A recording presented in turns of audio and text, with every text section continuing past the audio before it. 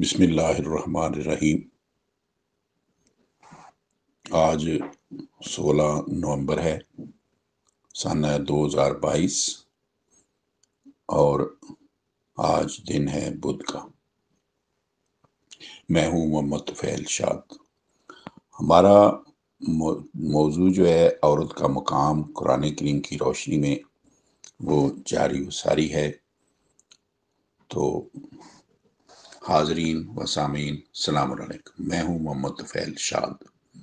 اس سے پچھلا جو ایپیسوڈ تھا وہ ہم نے سورہ النساء کی 122 آیت پہ اختتام کیا تھا۔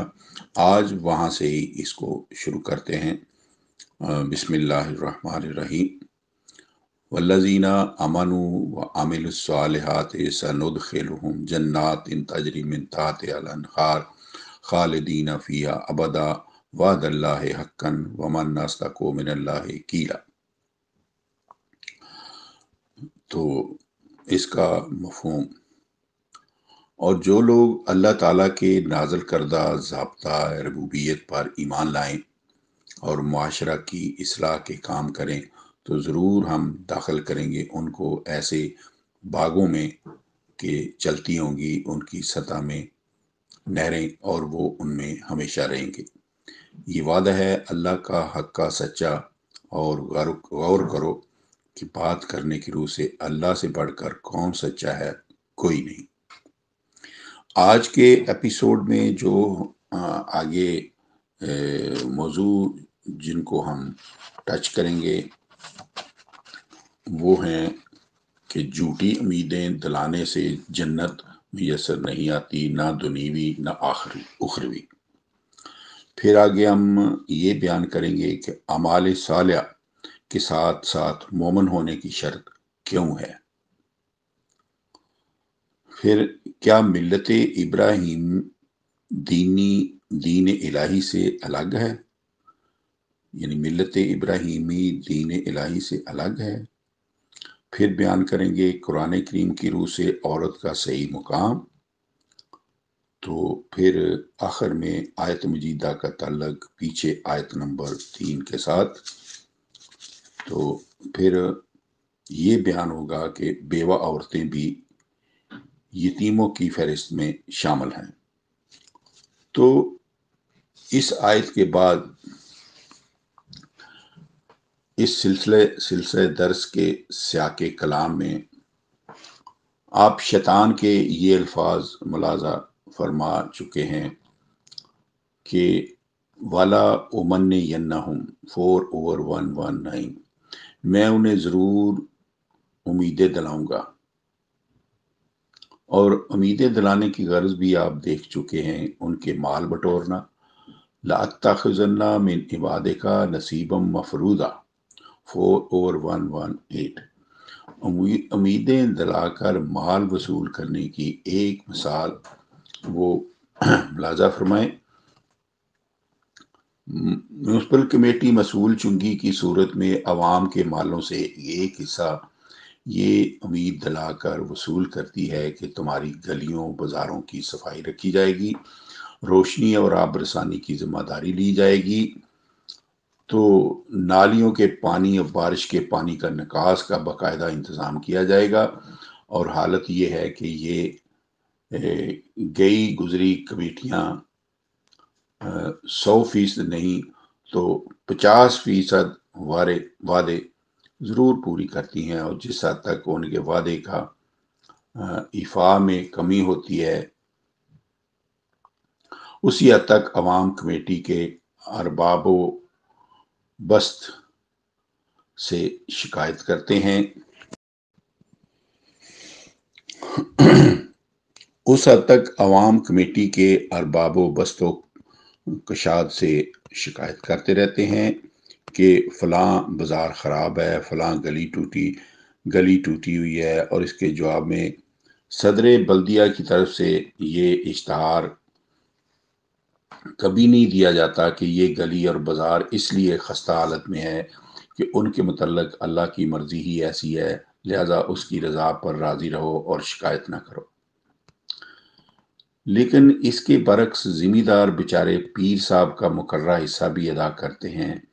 और ऐसा भी होता है कि मवेशी मर जाते हैं, फसलें ख़राब हो जाती हैं, पकी-पकाई पर औले पड़ जाते हैं, लेकिन मुरीद बेचारे को इतनी ज़रूरत नहीं होती कि जो शिकायत कर सके कि हज़रत साहब ऐसा क्यों हुआ है। अव्वल तो वो खुद ही ये कहकर खामोश हो जाता है कि अल्लाह की रज़ा ही यूँ ही थी।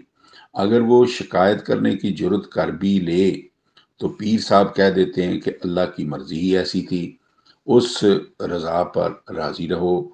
फिर उसके जवाब में उस ज़बूं हाल मुरीद को ये ज़रूरत नहीं होती कि ये कहे जनाब, अगर अल्लाह की मर्ज़ी, उसकी रज़ा और उसके कानून पर ही हर चीज़ मौकूफ़ है, तो आप हमसे एक जिन्स और माल मवेशी से हिस्सा क्यों वसूल करते हैं?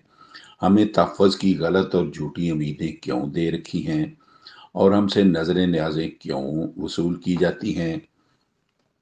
क़यामत के मुतल्लिक़ भी पीर साहबान ने अपने मुरीदों को गलत उम्मीदें बंधाई होती हैं कि मुरीद अपने पीर का दामन थाम कर जन्नत में चले जाएंगे। पंजाबी में कहा जाता है, मुरीद पीर दा लड़ पकड़ के पार हो जाएंगे। ऐसी ही गलत और झूठी उम्मीदों का नज़रिया अहले किताब यहूद व नसारा में भी चल रहा है। चुनांचे इस सिलसिला दर्स की अगली आयत मजीदा में कहा गया है कि ना तुम्हारे पीरों की तरफ से बंधाई गई तुम्हारी उम्मीदों को कोई कीमत है, ना अहले किताब के पीरों पादरियों की तरफ से बंधाई गई उन उम्मीदों की कोई वक़्त है, बल्कि क़यामत की अदालत आलिया में बुरे अमल की सज़ा ज़रूर दी जाएगी।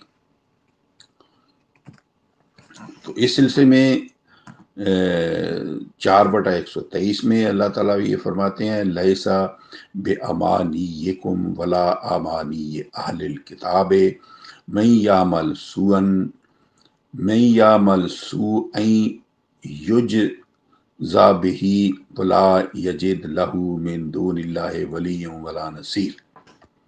ईमान वालो हसूल जन्नत ईमान वालो हसूल जन्नत ना तुम्हारी उम्मीदों पर मुनहसर है, ना अहले किताब की उम्मीदों पर, बल्कि हमारा अटल कानून ये है कि जो कोई बुरे अमल करेगा उसे बिला तौबा व इस्लाह माफ़ नहीं किया जाएगा, उसकी सज़ा उसे दी जाएगी और उसके ठहराए हुए औलिया कारसाज मददगार उसके कोई काम नहीं आएंगे।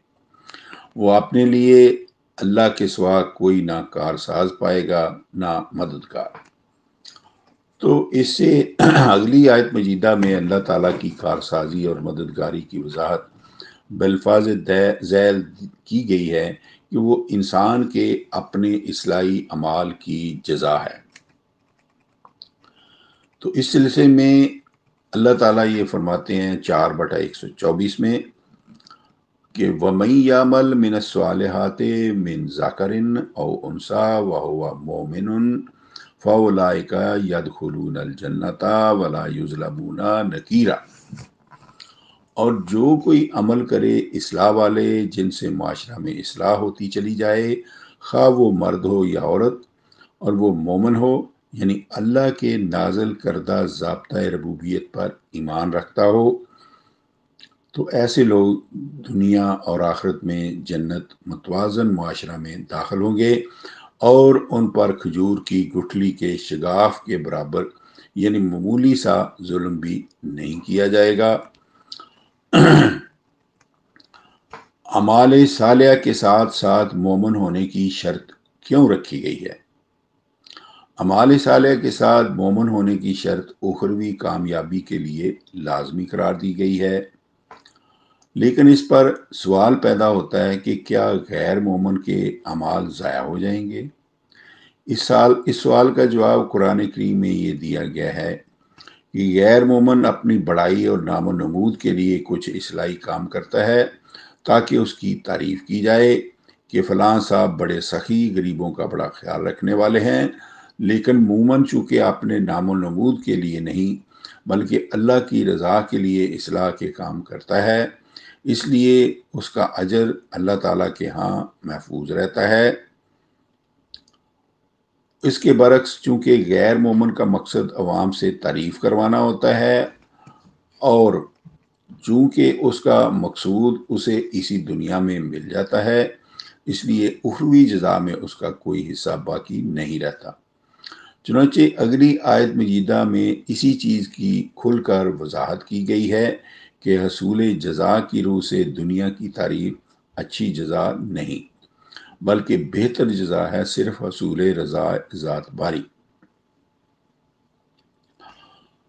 تو اس سلسلے میں 4/125 میں اللہ تعالیٰ نے فرمایا ہے کہ ومن احسن دینم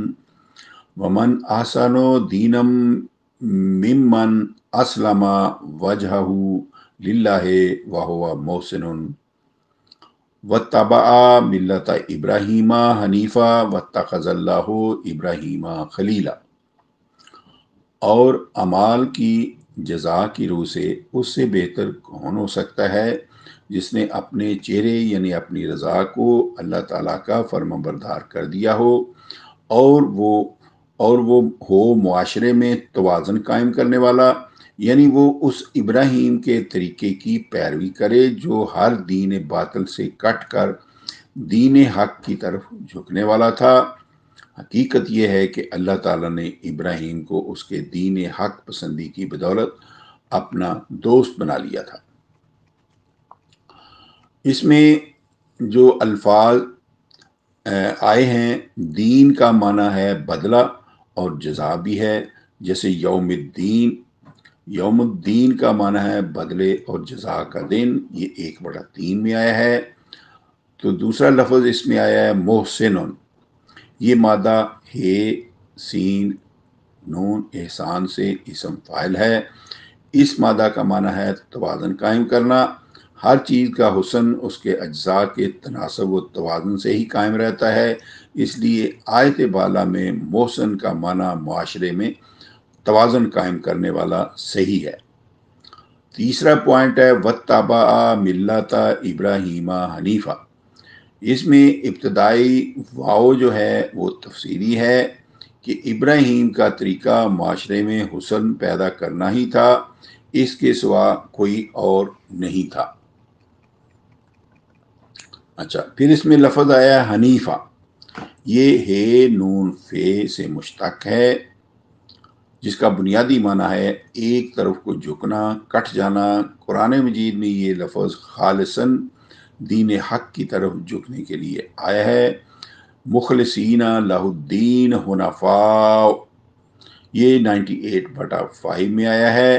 خالص کرنے والے واسطے اللہ کے دین اس کے کو، اور اللہ کے دین کی طرف جھکنے والے ہر دین باطل سے کٹ کر۔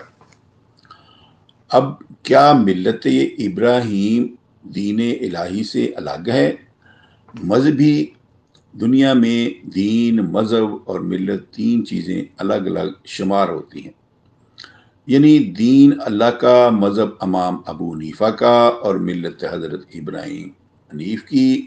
لیکن قرآن کریم میں مذہب کا تو ذکر ہی موجود نہیں، یہ غیر قرآنی لفظ ہے۔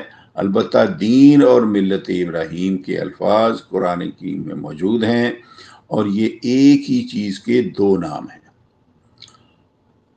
اللہ تعالیٰ نے 6/161 6/161 میں فرمایا ہے قل اننی ہدانی ربی الی صراط مستقیم دینا قیما ملت ابراہیم حنیفا۔ کہہ دیجئے گا اے رسول کہ مجھے میرے رب نے صراط مستقیم کی رہنمائی فرما دی ہے، اور وہی جو دین قیم یعنی ملت ابراہیم حنیف ہے۔ دیکھیے یہاں صراط مستقیم کا بدل آیا ہے دین قیم، اور اس کا بدل بعد میں بدل آیا ہے ملت ابراہیم حنیف، جس سے بالوضاحت ثابت ہوا کہ اللہ کے دین ہی کا ایک نام ہے ملت ابراہیم، یعنی وہی دین کہ حضرت ابراہیم بھی اس کے پیروکار اور متبع تھے۔ سلسلہ درس کی آیت زیر بحث میں سامعین کرام اخیر پر آیا ہے وَاتَّخَذَ اللَّهُ إِبْرَاهِيمَ خَلِيلًا۔ اللہ نے ابراہیم کو اپنا دوست بنایا تھا، کیوں؟ جناب خلیل کے متعدد کارناموں میں سے ایک عظیم کارنامہ نظام ربوبیت کے قیام کے لیے بیت اللہ شریف کے اس مرکزی نظام کو پھر سے قائم کرنا تھا جسے سابقہ انبیاء کے بعد والوں نے ضائع کر دیا تھا۔ اسی مرکزی نظام کے قیام کے بدلے اللہ تعالیٰ نے آپ کو اپنا دوست اور لوگوں کا امام قرار دیا۔ انی جائلوں کا لنا سے امامہ 2/124 2/124۔ اگلی آیت مجیدہ میں اعلان کیا گیا ہے کہ معاشرے کے بالادست لوگ جن نعمتوں پر غاصبانہ قبضہ کر کے عوام کو ان کی ضروریات زندگی سے محروم کر دیتے ہیں، وہ سب کی سب چیزیں اللہ کی ملکیت ہیں اور پوری کی پوری نوع انسانی کا ان پر مساویانہ حق مسلم ہے۔ اس سلسلے میں اللہ تعالیٰ نے فرمایا ہے 4/126 4/126 میں وَلِلَّهِ مَا فِي السَّمَاوَاتِ وَمَا فِي الْأَرْضِ وَكَانَ اللَّهُ بِكُلِّ شَيْءٍ مُحِيطًا۔ حقیقت یہ ہے کہ جو کچھ آسمانوں میں ہے اور جو کچھ زمین میں ہے وہ سب کا سب صرف اور صرف اللہ ہی کی ملکیت ہے، اور حقیقت یہ ہے کہ اللہ تعالیٰ ہر چیز کو گھیرے ہوئے ہے، کوئی بھی چیز اس کے احاطہ اقتدار سے باہر نہیں۔ قرآن کریم کی روح سے عورت کا صحیح مقام اگلی آیت مجیدہ کا تعلق پیچھے آیت نمبر 3 کے ساتھ ہے، تو واضح رہے کہ سلسلہ درس کی اگلی آیت مجیدہ کا ربط سمجھنے کے لیے سورہ نساء زیر نظر کی ابتدائی آیتوں کو پھر سے سامنے لانا ضروری ہے جو پیچھے گزر چکی ہیں۔ سورہ نساء کی آیت نمبر 1 میں اس امر کی وضاحت کی گئی ہے کہ مرد اور عورت دونوں صنفیں ایک ہی جرثومہ حیات نفس واحدہ سے پیدا کی گئی ہیں۔ بالفاظ دیگر اصل و بنیاد کی روح سے عورت و مرد دونوں کا مقام ایک ہے، نوع کے لحاظ سے ان میں مطلقاً کوئی فرق نہیں۔ تو سورہ بنی اسرائیل میں دونوں صنفوں کو مساوی طور پر واجب التکریم ٹھہرایا گیا ہے۔ وَلَقَدْ كَرَّمْنَا بَنِي آدَمَ 17/70۔ اور حقیقت یہ ہے کہ ہم نے عورت مرد دونوں صنفوں پوری نوع آدم کو واجب التکریم قرار دیا ہے۔ اس طرح سورہ نساء کی آیت اول میں عورت کے مساویانہ مقام کی وضاحت کے بعد آیت نمبر 2 میں عورتوں کے اس گوشے سے بحث کی گئی ہے جو ان کی زندگی کا انتہائی گھناؤنا اور المناک حصہ ہے، وہ یہ ہے ان کا بیوہ ہو کر بے سہارا یتیم ہو جانا، نیز ان کے یتیم بے سہارا بچوں کا ان بے سہارا عورتوں کے ساتھ در در کی ٹھوکریں کھاتے پھرنا۔ چنانچہ آیت نمبر 2-3 میں یتیم بچوں اور بیوہ عورتوں ہی کے متعلق ہدایات دی گئی ہیں۔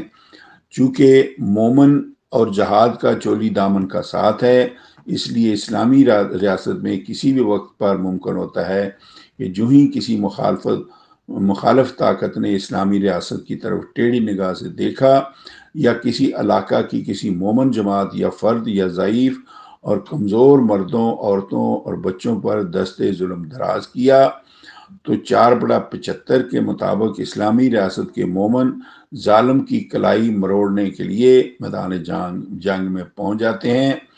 اب ظاہر ہے کہ 9/111 کے مطابق میدان جنگ میں قتل کرنا، قتل ہو جانا دونوں صورتیں ممکنات میں سے ہیں، تو اس پر سوال پیدا ہوتا ہے کہ اگر کبھی ایسا وقت آ جائے کہ سینکڑوں اور ہزاروں کی تعداد میں مومن مرد اللہ کے دین کی حفاظت کے لیے جانیں قربان کر دیں اور سینکڑوں ہزاروں کی تعداد میں عورتیں، بیوہ اور بچے یتیم ہو جائیں، تو اس صورتحال سے کس طرح نپٹا جا سکے گا، جبکہ ادھر معاشرے کا ہر بالغ مرد شادی شدہ ہو اور ادھر سینکڑوں کی تعداد میں نوجوان عورتیں بے خامند ہو کر بے سہارا یتیم ہو جائیں۔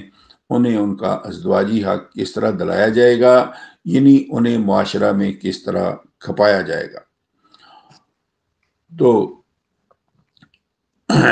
سامعین کرام، آئندہ محفل میں ہم بیوہ عورتوں بھی یتیموں کی فہرست میں شامل ہیں، اس کے متعلق ذکر کریں گے۔ تو آج کی محفل میں اتنا ہی۔ تو میں آپ سے اجازت چاہتا ہوں، فی امان اللہ، اللہ حافظ، وما علینا۔